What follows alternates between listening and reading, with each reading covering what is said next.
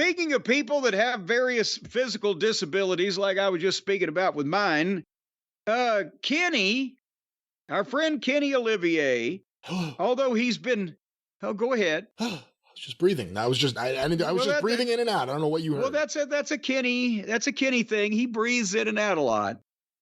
But he's been saying more logical things lately. I don't know whether he's been under some type of psychoanalysis or maybe some type of program where he's looking at things a little clearer, but he said some things that make sense lately, and we've notated that. Now, some people have taken it and run with it and said, oh, Cornette likes him now. I didn't say that. I said you have to be able to admit when even a person who you would otherwise not ever want to be in the same room with says something that makes sense. You got to admit it. And he's done that a couple times lately, and apparently he's done it again. Am I to understand that you have audio of a recent statement from, is he playing video games again? Is somebody going to get teabagged in this? It turns out the secret to hearing Kenny Omega's thoughts is give him a controller, and then he'll just say anything. Well, that's because on the interviews, he looks on promos on TV with a camera in front of him, a microphone in his hand. He looks awkward. He looks confused. He looks unsure of himself. He's very wishy-washy. His eyes dart to and fro and hither and yon. But you stick the video game and thing in his hand and put the screen in front of him where people are being teabagged. That's a video game thing. We established that. And he's a natural. He just spills his guts. Well, it's important to remind everyone the road to get here. A few weeks back, he all of a sudden, in the middle of his stream, started going off on Rossi Ogawa, former head of Stardom, former owner of Stardom, now starting his new promotion, Marigold Dream Fighters, Dream Marigold, Chicago Marigold Arena. Yeah, something. And Kenny made... He didn't even make allegations. He alleged that they were allegations. I don't even know what he was saying, but... These were the most thinly veiled allegations since Gypsy Rose Lee hit the mainstream. You know, I just saw a program the other day. It was not a Jack Pfeffer program. And one of the wrestlers on the card was Gypsy Mo. And I lost it. Just the visual of it. But we started with Kenny talking about... Hit me with a chair. We started with Kenny talking about Rossi Ogawa. Then we also had Kenny talking about his failures as an EVP, the problems with everything that happened with Punk, that he didn't have a problem with Punk, that sometimes people should fight it out. It would help everything. And again, it was so out of character, or at least no one expected it, that it took everyone aback. And you would think, this has to be a work. But then what is the work? That the company I work for is a joke? That I'm going to come back and feud with these guys who are idiots who chased out the biggest star in the company? Like, what is the work? And with that said, let's play this new round of audio from Kenny Omega. Stop me when you want. I will say going into this, not that he's saying anything that's wrong, but the fact that he's saying it the way he is, I almost get the feeling this too is a work, but we'll talk about that. Let's go to this. No. I am not healing on Meltzer. He is just but one guy with one opinion who's watched a lot of wrestling. It counts for something. But he's jumped the fucking shark, so it doesn't count for much anymore. He has jumped the motherfucking shark, and guess who is to blame for that? Me. I'm the guy. I broke this scale. It fucked up something in his brain where he doesn't even know what good matches anymore. He's just like, Kenny, you opened my mind to this weird fucking world of wrestling that I never saw before in my life. And I think he doesn't understand it anymore. Let me stop it for a moment here. Are you surprised by what he's saying? No, because he's working. I'm telling his voice, and he not only doesn't have that much oomph in his voice when he's speaking from the heart like he was when he was paying more attention to playing a video game and talking about old Rossi. He's obviously working, and the emphasis on the motherfucking, he's doing a promo. He's doing a promo and he's basically putting himself over, saying that he broke the scale. And from what I'm led to believe by this thing, I think that, he's probably now insinuating that Uncle Dave has lost his mind because he's actually, when old Will Ostrich has a match, he rates it higher, or will rate it higher. They're all working a goddamn angle about their fucking rating system. I like this new Kenny Omega gimmick, though, where he just tells the truth. Let's go back to this. A few more seconds of this. He stopped being able to understand. He can't comprehend what's going on. I opened Pandora's box and it's just running rampant now. That's all it is. Well, that's the clip. Michael Nakazawa in the background nodding along. Of course he was. Michael in the background or in the foreground nodding or bobbing. But nevertheless, no, he's working. He's obviously working, and they're going to work a deal when Ostrich gets fucking 7.5 stars or 1/4 star more than fucking Kenny did on something. That's going to be a bone of contention, but there's nothing.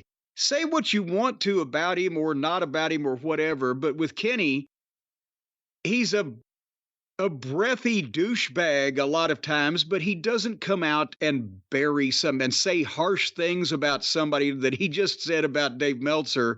Oh, he's lost it. He's fucked up. He's bloated, whatever the fuck. And he doesn't do that because he's way too fucking soft to do things like that. And that's another thing that makes me think that they're working something. For comparison's sake, from the same stream, here's Kenny talking about his diverticulitis, just so we can compare the way he sounds. The good news with that is that I was able to get some pre-op stuff done. I have a wonderful doctor that I did with fun. And he is someone who is the top of his field. And he... As opposed to a proctologist who started at the bottom and stayed there. I gotta say, even getting a kick out of the things he's been saying lately, he's painful to listen to. Yeah. He just doesn't know how to have a conversation. But see, the thing that I'm saying is that in any time except for that Rossi Ogawa monologue that he went on, any time that he criticizes somebody, he goes out of his way to mitigate it at the start or to say something positive or just my opinion. He doesn't just blast people. He was blasting Dave. It's a gimmick. It's a gimmick about they're going to work an angle about the star rating fucking system. Maybe just between themselves on Twitter, it might not make television, but there will be some fucking bone of contention about who got rated what by who and who's right and etc. And as far as the Rossi Ogawa thing goes, it's important to note, I saw in the week after Kenny Omega's comments, some pushback specifically from Fumi Saito, a friend of mine, Japanese historian and journalist, saying that Kenny's off base with all this stuff and presenting a different side of it. So it may be something we need to look into and talk about. I don't have it in front of me. But that's the thing also, if anybody wants to do their own research, but Kenny was saying these things thinly veiled, not even opaque, transparent, and didn't fucking back up that much from it, especially for a noted prevaricator and mitigator like himself, and was just certain, oh, this shit's going to come out one of these days. Now with people saying, no, it ain't going to come out because there ain't nothing there. And those being people with more experience in Japan than Kenny's had because they're fucking decades older. How can you come out and say shit like that about a guy if there's nothing there? And, what the fuck is the motivation for that? It's very interesting. And again, we did hear in the past, and I don't know what ties into what, but the $400,000 a year girl, Riho, when she was sent to work for Stardom, they wanted her to beat everyone. Remember, didn't we hear about that a while back when when he first left Stardom?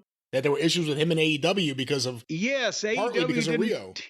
Didn't want her doing jobs because Sapporo was too close to fucking Jacksonville or whatever. Who knows? Dave Meltzer responded to a tweet asking, Dave, care to comment on Omega's comments about you? Omega and Ospreay are building a feud. It's part of the angle. Well, okay. So his idols and good friends are trying to build a feud for business, and he fucking shits on it because it involves knocking him.